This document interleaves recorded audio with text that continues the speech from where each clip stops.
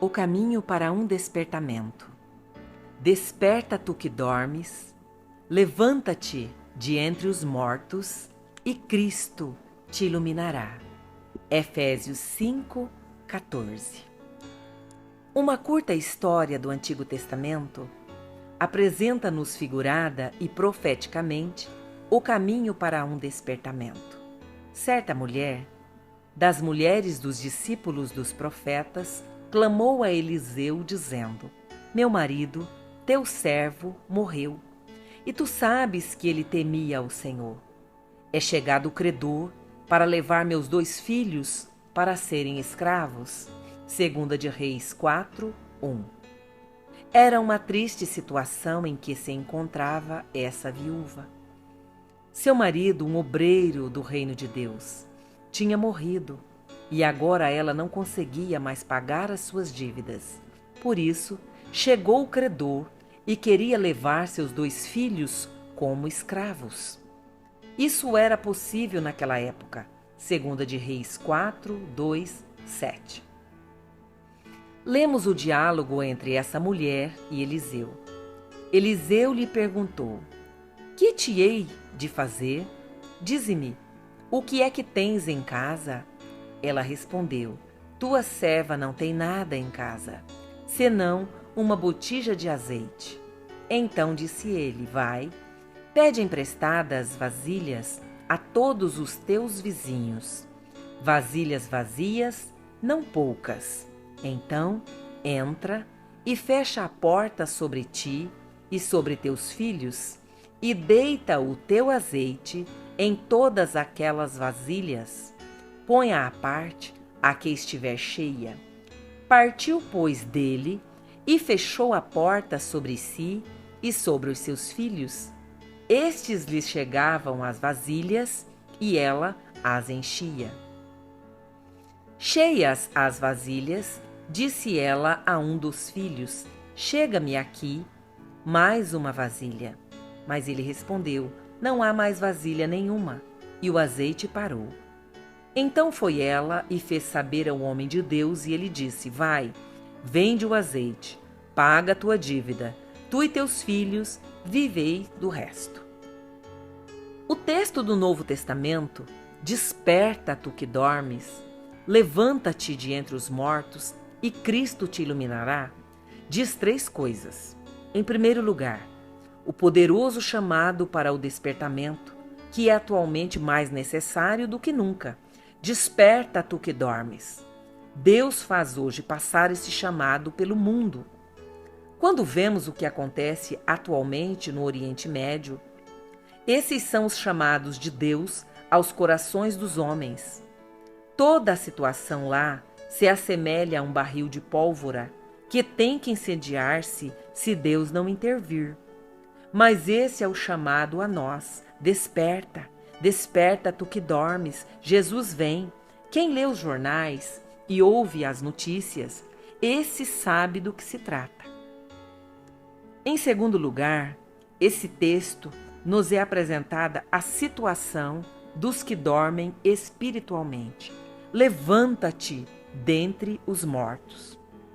Não devemos esquecer que aqui Paulo escreve aos Efésios a crentes. Levanta-te de entre os mortos significa: levanta-te de entre os espiritualmente mortos. Paulo fala a pessoas que têm o nome de que vivem, mas na verdade estão mortos. E em terceiro lugar, essa palavra contém uma grandiosa promessa. Se quisermos ouvir o chamado ao despertamento, se quisermos levantar-nos de entre os mortos e deixar-nos acordar, então Cristo nos iluminará. Toda a Bíblia está cheia de promessas a respeito. Agora, o mesmo chamado ao despertamento nos é apresentado profeticamente na curta história de 2 Reis 4. Ali vemos uma mulher. É interessante que frequentemente a Bíblia nos apresenta uma mulher. Por quê? A mulher é o vaso mais frágil do que o homem. É como se o Senhor quisesse dizer que manifesta seu poder através da fraqueza. Essa mulher tinha uma tríplice aflição. Ela reflete 3 aspectos do sono da morte espiritual, da falta de despertamento em nossos dias. Havia, em primeiro lugar, essa terrível aflição da viuvez. Ela diz a Eliseu, no versículo 1, meu marido, teu servo, morreu. Isso era sempre algo terrível em Israel, pois tinha um significado profético negativo. Tal mulher não tinha mais possibilidades de dar à luz ao Messias, mas a maior esperança de uma mulher judia era tornar-se a mãe do Messias. Passando a ser viúva, ela era colocada figuradamente de lado. Esta é a aflição primária da Igreja de Jesus, a respeito do que fui convencido justamente hoje em oração. A Igreja de Jesus não tem mais verdadeira revelação da glória de Deus. Onde a Igreja de Jesus revela atualmente a glória, a realidade e a presença do Senhor Jesus Cristo, pois ele disse, onde estiverem 2 ou 3 reunidos em meu nome, ali estarei no meio deles. Mateus 18, 20. Pode então a Igreja de Jesus fazer por Israel aquilo que ela já deveria ter feito há muito? E o que ela deveria fazer? Revelar Jesus, para que Israel fique enciumado. Romanos 11, 11. Pode Israel se olhar para os cristãos aqui e converter-se? Não. Não há revelação do Messias. Onde podem eles encontrar Jesus? Alguém enviou-me um artigo com o título Perguntas ao Pastor Reformado, publicado em um jornal. Quando se lê isso, compreende-se que a Igreja de Jesus está atualmente enviuvada.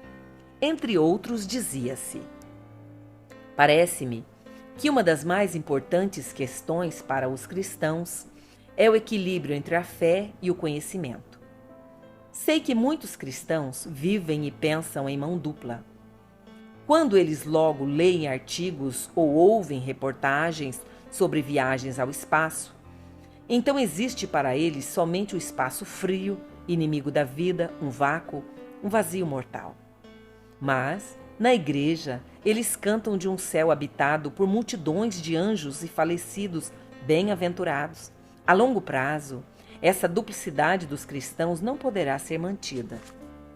Não seria melhor eliminar diretamente o conceito de céu e acabar com o uso eclesiástico? A resposta do pastor reformado, entre outros, foi: nenhum teólogo que tenha estudado com seriedade irá contrapor a história da criação do primeiro casal à teoria da evolução. A lenda da ascensão corporal de Cristo e as descobertas da moderna astronomia. O céu, evidentemente, não é mais alto do que a espécie humana é aparentada com os macacos. Querendo incutir as crianças na escola, eu tive que ouvir isso, assim em aula de religião.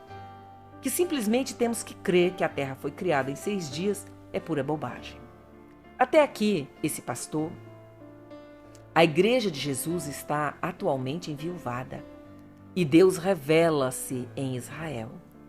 Podemos formulá-lo assim: o problema da Igreja de Jesus é que acabou a presença do Senhor. O segundo problema desta mulher era que ela tinha uma grande dívida. Ela diz em 2 de Reis 4, 1: meu marido, teu servo, morreu, é chegado o credor. Em outras palavras, meu marido foi embora, e agora vem o inimigo. Esta é a situação da Igreja de Jesus em nossos dias. Se o poder, a presença real, a vitória de Jesus desapareceram da tua vida pela morte espiritual, então vem o credor, então vem o inimigo. Onde Jesus falta, o diabo está presente. Mas onde Jesus está, ele foge. Assim será no arrebatamento. O que atualmente torna-se visível em um juízo de decisão na Igreja de Jesus, ou seja, a falta de despertamento, a chegada da morte espiritual e com isso o afastamento do Senhor dentre os cristãos. Isso ficará repentinamente revelado no aspecto positivo e negativo por ocasião do arrebatamento. Quando a Igreja de Jesus, os verdadeiros filhos de Deus despertados, serão arrebatados, Satanás será atirado sobre a terra e o credor virá. Isso é profecia. Apocalipse 12, a partir do versículo 7. Se observarmos hoje os filhos de Deus, então notamos que esse direito do credor é perceptível na Igreja de Jesus, pois muitos tornaram-se servos dos seus pecados. Tais crentes são obrigados, como Israel, em tempos antigos, a pagar tributo ao inimigo. Ele está hoje impondo seu direito sobre os filhos de Deus, através da falta de despertamento na Igreja de Jesus. É uma terrível tragédia, que sou incapaz de expressar em palavras, que a vida que temos de Deus e que devemos penetrar no mundo é engolida pela exigência do inimigo. Não há despertamento, mas falta de despertamento. Na dívida cada vez maior, pelo qual a Igreja de Jesus tem que pagar juros ao inimigo, vemos esse duro credor. Quão rapidamente pecam os crentes do nosso tempo. Com horror, verifiquei muitos crentes vieram sobre a palavra e sobre a influência do Espírito Santo. A palavra penetrou nos seus corações, mas eles retornaram ao dia a dia e logo estavam novamente dispostos a pecar, através da difamação, da rebelião, contra as exortações, condenação dos outros e mentiras. Muitos mentem sem se preocuparem. Muitos creem rapidamente no mal, cedem rapidamente ao tentador. Quando ele chega, não tem reserva de fé. Como o Êxodo 32 é sério. Enquanto o Senhor está abençoando o povo, enquanto ele ainda fala com Moisés sobre o monte para dar-lhe a lei, Israel afasta-se dele. Deus interrompe a si mesmo em Êxodo 32, 7, 8. Moisés certamente esperava que viria outra promessa, outra maravilhosa afirmação do Senhor, mas o Senhor diz: então disse o Senhor a Moisés: vai, desce, porque o teu povo que fizeste sair do Egito se corrompeu e depressa se desviou do caminho que lhes havia eu ordenado. Fizeram para si um bezerro fundido e o adoram, e sacrificam e dizem: são estes, ó Israel, os teus deuses, que te tiraram da terra do Egito. O povo desviou-se rapidamente, ainda enquanto o Senhor estava abençoando-o. O Senhor está muito próximo para abençoar-nos. A salvação do poder do pecado está à mão, também na tua vida. O Senhor está trabalhando por ti, o Espírito Santo quer irromper, a palavra quer ser um poder renovador no seu coração. Mas tu és mais rápido com os teus pecados. Estou convencido que também em tua vida já poderias ter acontecido um poderoso impacto, se tu não tivesses saído mais rápido. Com o quê? Com tua língua má, com os teus pensamentos ruins, com tua fantasia impura. O que poderia ter acontecido se, ao invés disso, tivesses te firmado persistentemente em Jesus e permanecido em oração? A endurecida falta de despertamento revela-se justamente no terceiro aspecto da aflição daquela mulher de 2 de Reis 4, 1. Ela não somente estava enviuvada, endividada, mas também escravizada. É chegado o credor para levar os meus 2 filhos para lhe serem escravos. Aqui vemos o direito do inimigo. Como filhos de Deus, não podemos justificar-nos sempre lamentando e dizendo que somos muito provados e muito fracos. É melhor que digas a verdade. Estou sob o poder do inimigo, estou escravizado. Pois és obrigado a pensar mal, és obrigado a esbravejar, és obrigado a odiar, és obrigado a ser falso, és obrigado a pensar em impurezas. Isso é escravidão, a expressão da falta do despertamento.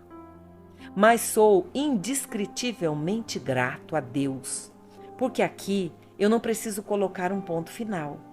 Com essa mulher, que representa profeticamente a situação da Igreja de Jesus, também vemos uma grande mudança. Quando essa mulher passou do vazio para a plenitude, da escravidão para a liberdade, no momento que ela fez uma coisa, certa mulher, das mulheres dos discípulos dos profetas, clamou, 2 de Reis 4:1. Esse é o segredo, e eu experimentei e confirmei. Quando o hálito da morte espiritual quer vir sobre ti, quando o inimigo te mantém afastado da oração, da pesquisa da palavra e da obediência na fé, então há ameaça de endurecimento, obstinação, e lentamente és escravizado pelo mundo presente. Mas o despertamento do teu coração começa com o teu clamor. Oh meu Deus, aqui estou, não posso mais. Estou diante de um muro, fiquei desleixado, tornei-me escravo do pecado. Tem que acontecer um despertamento. A quem clamou esta mulher? A Eliseu. Eliseu significa Deus é salvação. O que faz Eliseu quando ouve o clamor desta mulher? Ele faz duas perguntas. A primeira pergunta é: o que te hei de fazer? Isso é graça. Figuradamente, ele mostra toda a sua plenitude que é ilimitada. Estas palavras lembram o que o Senhor disse a Salomão quando lhe apareceu em sonho: pede-me o que queres que eu te dê. 1 de Reis 3:5. Ou pensemos no rei Assuero, quando Ester estava preocupada com a aflição do seu povo, indo a ele tocando o cetro, ele lhe perguntou: o que é que tens, rainha Ester? Qual é a tua petição? Até a metade do reino se te dará. Ester 5:3. Que maravilhoso! Se em nossa aflição, se em nossa sequidão, se no nosso desespero começarmos a clamar, então nos dirigimos ao endereço certo. Então clamamos a Deus através do Senhor Jesus Cristo. E então Ele abre a porta e pergunta: o que queres? Está tudo preparado para ti. Pedi e dar-se-vos-á, foi o que Ele prometeu. A segunda pergunta que Eliseu fez foi: dize-me, o que é que tens em casa? 2 de Reis 4:7. Então, revela-se toda a pobreza dessa mulher. Por um lado, ela vê as possibilidades ilimitadas de Eliseu, pois ele é um homem de Deus. Mas, por outro lado, também vê ela mesma, ela não possui nada. Tua serva não tem nada em casa, senão uma botija de azeite. O que continua acontecendo, então, é uma figura de como o Senhor confronta o abismo do nosso vazio, da nossa pobreza, com a sua maravilhosa plenitude, a plenitude da sua riqueza. O que tinha essa mulher? Nada, além de uma botija de azeite. Ou seja, o mesmo que tu tens, ela não tinha, portanto, nada, além de um recipiente de azeite quase vazio. Nele havia somente pouco óleo, mas justamente isso foi usado como ponto de partida pelo Senhor. Também contigo, Ele começa, a partir daquilo que ainda tens, pois não apaga a torcida que fumega. Se és um filho de Deus, então tens o Espírito Santo. Talvez o entristeceste, de modo que ele afastou-se. Mas se tens no coração o testemunho de que és um filho de Deus, então ainda tens bem escondida essa botija de azeite, mas nada mais. Agora, observa a poderosa conclamação ao despertamento no versículo 3. Quando Eliseu ouviu que havia uma botija de azeite, ele disse: vai, pede emprestadas vasilhas de todos os teus vizinhos. Vasilhas vazias, não poucas. Onde estão as vasilhas vazias? Não há somente ainda um pouco de azeite, mas teu coração está cheio de inveja, ciúmes, crítica, implacabilidade, mentalidade materialista. Então eu gostaria de dizer-te agora, na presença de Deus: busca vasilhas vazias. Deixa que a tua vasilha seja esvaziada do pecado e da maldade, para que o Senhor possa começar a partir daquilo que ainda existe. Com um pouco de azeite, ele fez coisas grandiosas. Isso tem um significado profético. Enquanto a vasilha está disponível, não acaba a plenitude do Espírito que o Senhor nos dá. Mas tão logo o azeite para, acaba. E o azeite parou. Quando o azeite para, então não há mais nada. Mas enquanto corre, ele nos glorifica. Jesus Cristo.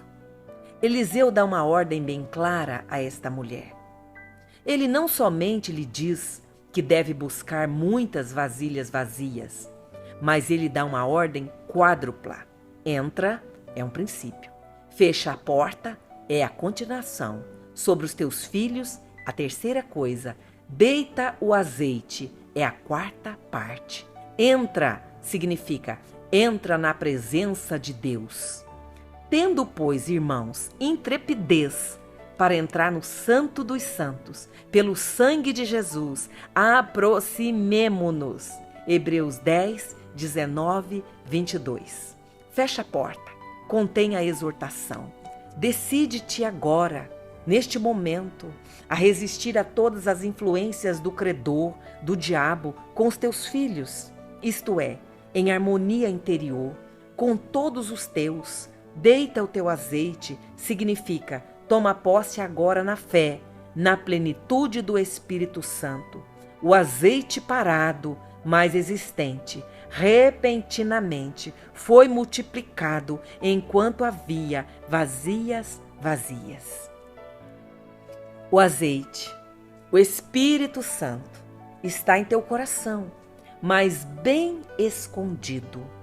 Tua vasilha está, entretanto, cheia de maldade, de inveja, de incredulidade, coisas escuras.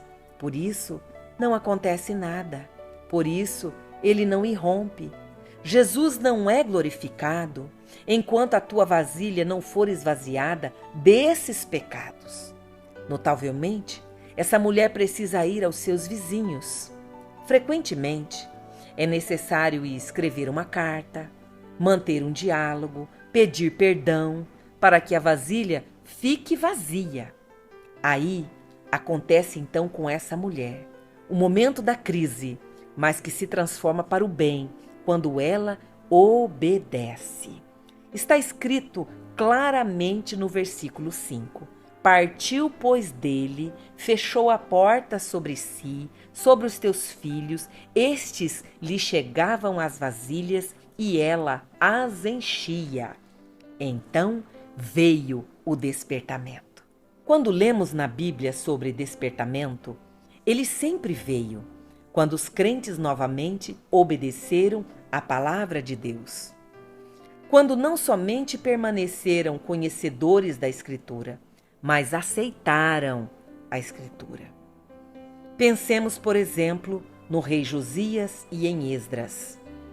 Quando o povo ouviu a leitura da lei, das exigências de Deus, ele começou a chorar, aceitou a palavra. Houve um despertamento. Estou convencido que atualmente Israel espera, inconscientemente, por um despertamento entre os cristãos gentios. Em 2 de Reis 4, o azeite continuou correndo enquanto havia vasilhas vazias. Os rios de vida do alto correm também agora através do Espírito Santo, enquanto houver vasilhas vazias disponíveis. Há uma advertência na curta frase do versículo 6. E o azeite parou. Por quê? Não havia mais vasilhas vazias. A mulher disse a um dos teus filhos: chegue-me aqui mais uma vasilha. Mas ele respondeu: não há mais vasilha nenhuma. Podes fazer agora 3 coisas diferentes. Podes tomar conhecimento dessa mensagem, avaliando-a negativa ou positivamente, e voltar à rotina. Então, nada acontece. Podes receber essa mensagem e deixar que imediatamente o inimigo inspire teus pensamentos. Como? Se raciocinares que essa mensagem serve maravilhosamente para essa ou para aquela pessoa, também não te acontecerá nada na sua vida. Podes agora compreendê-lo como aquela mulher. Começa então a clamar ao Senhor, a confessar-lhe: Senhor, isso vale para mim. Eu quero ir ao santuário. Eu quero esvaziar a minha vasilha de pecados. Escolhe a última, pois um despertamento não começa grande, começa no seu coração. Glória a Deus!